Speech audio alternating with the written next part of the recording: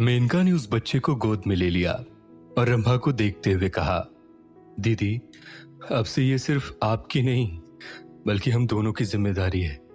मैंने सोच लिया है कि मैं आपका साथ दूंगी। मैं घर वापस आ गई हूं दीदी। इतना कहते हुए वो एक बार फिर रंभा के गले लग गई। रंभा ने धीरे से उसके गाल पर एक चपत लगाई और कहा, पागल लड़की, तू क्या समझती है खुद को बदल लेगी? एक बहन की नजरों से दूसरी बहन कभी छुप नहीं सकती। तुझे याद है जब तूने टैटू के लिए जिद की थी और मैंने तुझे मना किया था, पर तू जिद पर अड़ी रही और मम्मी पापा को तुझे टैटू बनवाने के लिए परमिशन देनी पड़ी। और आज जब मैंने पीछे से तेरा टैटू देखा तभी तुझे पहचान गई। ये कहते हुए रंभा हंस दी। मेनका अब तक अपना सामान गाड़ी से निकाल चुकी थी। उसने डोर बंद करते हुए अविका को देखकर कहा, थैंक यू अविका। पता नहीं क्यों पर तुम्हारी बातों में कुछ ऐसा था कि मुझे मेरी गलती का एहसास हो गया। अरे पर तुम लोग खड़े क्यों हो? अंदर चलो ना, एक एक कॉफी पीकर निकल जाना, अविका बोली। अरे नहीं, फिर कभी पक्का आएंगे। अभी हम लेट हो गए हैं, हमें घर जाना होगा। दूसरे दिन सुबह अविका और युद्धवीर उठ गए थे। युद्धवीर कॉफी बना रहा था और अविका हमेशा की तरह पौधों में पानी दे रही थी। तभी अविका का फोन बजने लगा। जब उसने अंदर जाकर देखा तो आश्रम से फोन था। इतनी सुबह सुबह फोन?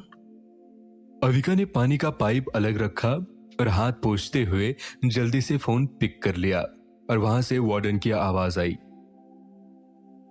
हेलो अविका जी, मैं आश्रम से बोल रही हूं। अविका ने इतना ही सुना कि घबराते हुए पूछा, क्या हुआ? सब ठीक तो है ना? नायरा ठीक है? इतनी सुबह सुबह फोन कैसे किया?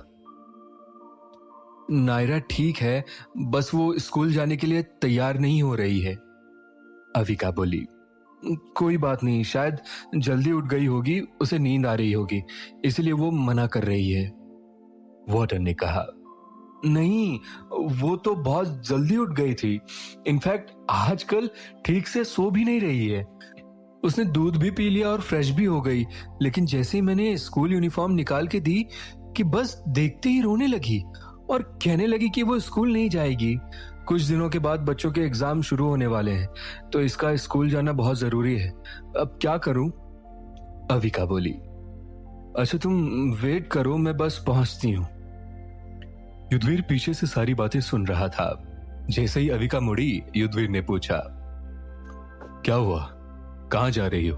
और ऐसी कौन सी इमरजेंसी है? युवी, अविका स्कूल के नाम पे रो रही है। उसे स्कूल नहीं जाना, उसके एग्जाम भी आने वाले हैं। अब किसी भी तरह से उसे समझाना होगा। मुझे अभी आश्रम जाना होगा। अविका के मुंह से इतना सुनकर बिना कुछ कहे ही युद्धवीर ने फटाफट कार की चाबी उठाई और बाहर निकलते हुए कहा, मैं गाड़ी बाहर निकालता हूं, तुम जल्दी से आ जाओ, मैं भी तुम्हारे साथ चलता हूं। दोनों गाड़ी में बैठे और स्कूल जा पहुंचे। जाकर देखा तो सभी बच्चे तैयार हो गए थे। स्कूल वैन भी आ चुकी थी, लेकिन नायरा है कि स्कूल के नाम पर रोई जा रही थी। वो किसी भी कीमत पर स्कूल जाने के लिए तैयार नहीं थी। अविका नायरा के पास गई और उसे अपने गले लगा लिया। जब कुछ देर बाद नायरा का रोना बंद हुआ तो अविका ने उसकी आंखों में देखते हुए पूछा, क्या हुआ नायू बेबी? स्कूल नहीं जाना बच्चा को? नींद आ रही है? नायरा ने अविका की आंखों में देखते हुए अपना सिर हिला दिया। अविका ने उसकी बात समझते हुए कहा, क्या तुम्हें नींद नहीं आ रही? तो फिर क्या हुआ? स्कूल क्यों नहीं जाना? नायू, अब आपके एग्जाम आने वाले हैं और पढ़ाई भी तो करनी होगी ना। नहीं! नायरा जोर से चिल्लाई और भागती हुई अंदर चली गई। अविका को कुछ समझ नहीं आ रहा था। उसने मुड़कर युद्धवीर को देखा और वो भी भागते हुए नायरा के पीछे कमरे में चली गई। वहां जाकर नायरा एक कोने में दुबक कर खड़ी थी और दोनों हथेलियों से अपनी आंखों को बंद कर रखा था। ये देखकर अविका कुछ डर सी गई थी कि नायरा सुबह सुबह अचानक ऐसे बिहेव क्यों कर रही है। अभी तो 3 दिनों तक वो कुछ ठीक थी। अविका ने जाकर उसके हाथों को हटाते हुए उसकी आंखों में देखकर पूछा, क्या हुआ बेटा? आपकी तबीयत तो ठीक है ना? आप स्कूल क्यों नहीं जा रहे हैं?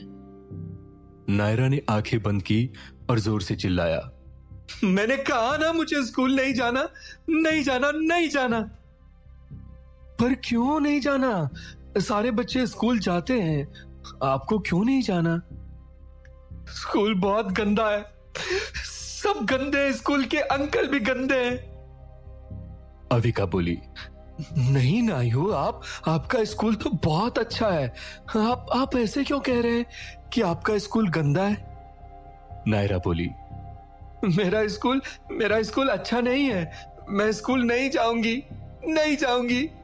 वो ध्यान से नायरा और अविका की बातें सुन रहा था और वो देख रहा था कि स्कूल के नाम पर नायरा अच्छा फील नहीं कर रही। उसने अविका के बगल में बैठते हुए पूछा, अविका, क्या नायरा पहले भी स्कूल जाने के लिए रोती थी? अविका ने जवाब दिया, नहीं, बल्कि नायरा स्कूल के नाम पे तो बहुत खुश हो जाती थी। सबसे पहले तैयार होकर वैन में जाकर बैठ जाती थी। आज पहली बार मैंने इसे स्कूल के लिए ना करते हुए सुना है। अविका, 1 मिनट इधर आओ और मेरी बात सुनो। वो युवी के पास गई तो युद्धवीर ने कहा, अविका, तुम वार्डन से बोलो कि बाकी बच्चों को स्कूल भेजे, हमें नायरा से बात करनी होगी। अविका, मुझे ऐसा लग रहा है जैसे कोई बात तो है स्कूल से रिलेटेड जो नायरा को बहुत परेशान कर रहा है। कहीं स्कूल में तो नायरा के साथ। अविका बोली, नहीं युद्धवीर, ऐसा कैसे हो सकता है? वहां इतने सारे बच्चे हैं और नायरा। नहीं, आश्रम के सारे बच्चे शुरू से उसी स्कूल में पढ़ते आए हैं और वो बहुत अच्छा स्कूल है। हाँ, पर ये मत भूलो कि ये सारे काम कुछ अपने खास और जानने वाले लोग ही करते हैं। कोई थर्ड पर्सन का बच्चों से दूर दूर तक का कोई रिलेशन नहीं है। ये सब करने की उनकी हिम्मत नहीं होती। पर हम ये कैसे कह सकते हैं और कैसे पता लगाएं? हाँ, ये काम बहुत मुश्किल है, पर हमें कुछ तो करना ही होगा और इसके लिए सबसे जरूरी है कि कैसे भी हमें नायरा को स्कूल भेजना होगा। कुछ तो ऐसा करना होगा कि वो स्कूल जाने के लिए तैयार हो जाए। यूवी नायरा को स्कूल भेज भी दिया, लेकिन अगर उसके साथ कुछ, मतलब तुम देख रहे हो ना वो कितनी परेशान है, तो ऐसे में वो स्कूल जाएगी कैसे? हमें कुछ तो सोचना ही होगा। कैसे भी करके 2-3 दिनों तक कंटिन्यू हमें नायरा को स्कूल भेजना ही होगा। अविका समझ गई थी कि जब तक नायरा स्कूल नहीं जाएगी तब तक पता नहीं चलेगा कि वो स्कूल जाने से डर क्यों रही है। अविका ने नायरा को प्यार से समझाया, नायरा ठीक है, आप सब बच्चों के साथ स्कूल मत जाइए, यूनिफॉर्म मत पहनिए, लेकिन आप मेरे साथ तो स्कूल चलेंगी ना? एक्चुअली मुझे स्कूल में कुछ काम है। मैं आपके स्कूल में टीचिंग करना चाहती हूँ। मैं आपकी टीचर बनकर आपको पढ़ाऊंगी और इसीलिए आपकी प्रिंसिपल मैडम ने मुझे बुलाया है। अब तो आप मेरे साथ स्कूल चलेंगी ना? मैं स्कूल में आपके साथ ही रहूंगी। नायरा ने हाँ तो नहीं कहा, पर उसने ना भी नहीं कहा। युद्धवीर ने एक छोटा सा बैग देते हुए अविका को अपने पास बुलाया और उसे कुछ समझाया। अविका ध्यान से युद्धवीर की बात सुन रही थी। जब युद्धवीर की बात खत्म हुई तो अविका ने पूरे कॉन्फिडेंस के साथ हाँ में सिर हिला दिया। अविका नायरा के साथ स्कूल आ गई थी, पर स्कूल आकर भी अविका ने शो नहीं होने दिया कि वो किस लिए स्कूल आई है। स्कूल आकर उसने समझाते हुए नायरा को क्लास में छोड़ा और खुद प्रिंसिपल से मिलने जा पहुंची। उसने प्रिंसिपल से भी अपने बारे में ही बात की, जिससे प्रिंसिपल को भी किसी तरह का कोई शक ना हो सके। वो जैसे ही ऑफिस गई तो प्रिंसिपल ने मुस्कुराते हुए अविका को बैठने के लिए कहा और पूछा, अविका जी बताइए कैसे आना हुआ? वैसे आश्रम के बच्चों की परफॉर्मेंस बहुत अच्छी है, बच्चे अच्छा ग्रो कर रहे हैं, फिर भी अगर आपको उनके बारे में कोई बात करनी है तो बताइए। अविका बोली, नहीं मैम, आज मैं आपसे अपने लिए बात करने आई हूं। अपने लिए? अविका ने जवाब दिया, हाँ, मैं टीचिंग करना चाहती हूँ। समझ लीजिए कि मैं आपको इंटरव्यू देना चाहती हूँ। अगर आपके स्कूल में कोई वैकेंसी खाली हो तो मुझे जॉब की जरूरत है। क्या कोई वैकेंसी? अविका जी, आपको और स्कूल जॉब की जरूरत? आप मजाक कर रही हैं। सच में मैं मजाक नहीं कर रही हूँ मैम। जरूरत हो या ना हो, पर मुझे बच्चों के पास रहना सुकून देता है। मुझे अच्छा लगता है और अपनी खुशी के लिए मैं ये जॉब करना चाहती हूँ। प्रिंसिपल मैडम ने एक फाइल उठाई, कुछ देर तक उसे चेक किया और फाइल बंद करके अविका को देखते हुए कहा, हाँ, अभी तो वैकेंसी है एक ड्राइंग टीचर की और दूसरी एलकेजी क्लास के लिए मदर टीचर की। अब आपकी क्वालिफिकेशन के बारे में तो डाउट कर नहीं सकते, आपकी सारी डिग्रियां बहुत कमाल की है। पर एक बार फिर सोच लीजिए, क्या आप एक छोटी सी जॉब कर पाएंगी? अविका ने कहा, हाँ जरूर मैम, क्या एक बार मैं स्कूल में घूम सकती हूँ? मैं देखना चाहती हूँ कि छोटे बच्चों को किस तरह से हैंडल किया जाता है।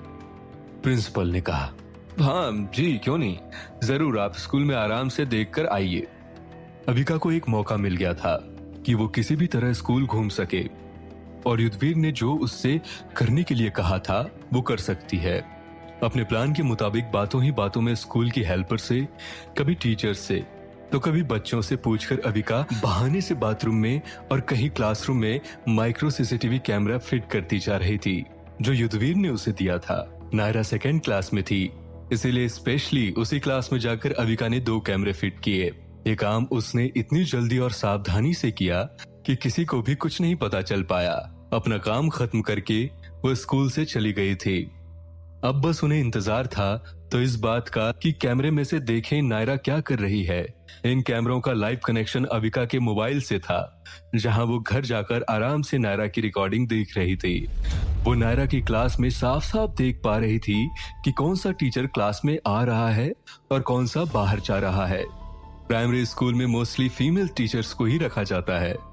पूरे 8 पीरियड फीमेल टीचर ने ही बच्चों को पढ़ाया था और आज पूरे दिन में कोई भी ऐसी बात नहीं हुई जिससे लगा हो कि नायु के साथ कुछ गलत हो रहा है। नायरा के वॉशरूम में भी अविका कैमरा फिट करके आई थी। वॉशरूम में भी नायरा फीमेल मेट के साथ ही जाती थी जो अच्छे से बच्चों का ध्यान रखती थी। छुट्टी के बाद नायरा घर भी आ गई, लेकिन अविका को अभी तक कुछ गलत नहीं लग रहा था। युद्धवीर भी अविका के साथ क्लिप्स देख रहा था। अविका ने कैमरे में देखते हुए कहा, युवी, स्कूल में तो ऐसा कुछ भी नहीं हुआ। मुझे लग रहा है कि शायद सुबह नायरा का मूड ठीक नहीं था, इसीलिए स्कूल जाने में आनाकानी कर रही थी। अब उसे मना कर हमें स्कूल में भेजना ही होगा।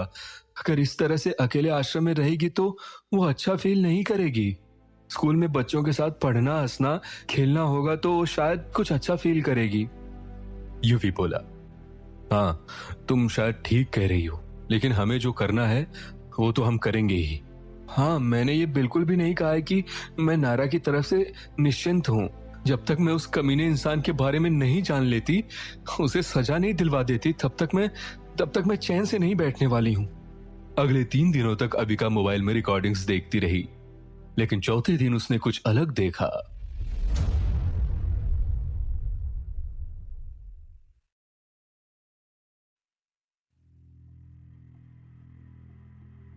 अविका ने कैमरे में देखा कि नायरा जब 5th पीरियड के बाद बाहर से क्लासरूम के अंदर आई तो कुछ अजीब सी हरकतें कर रही थी।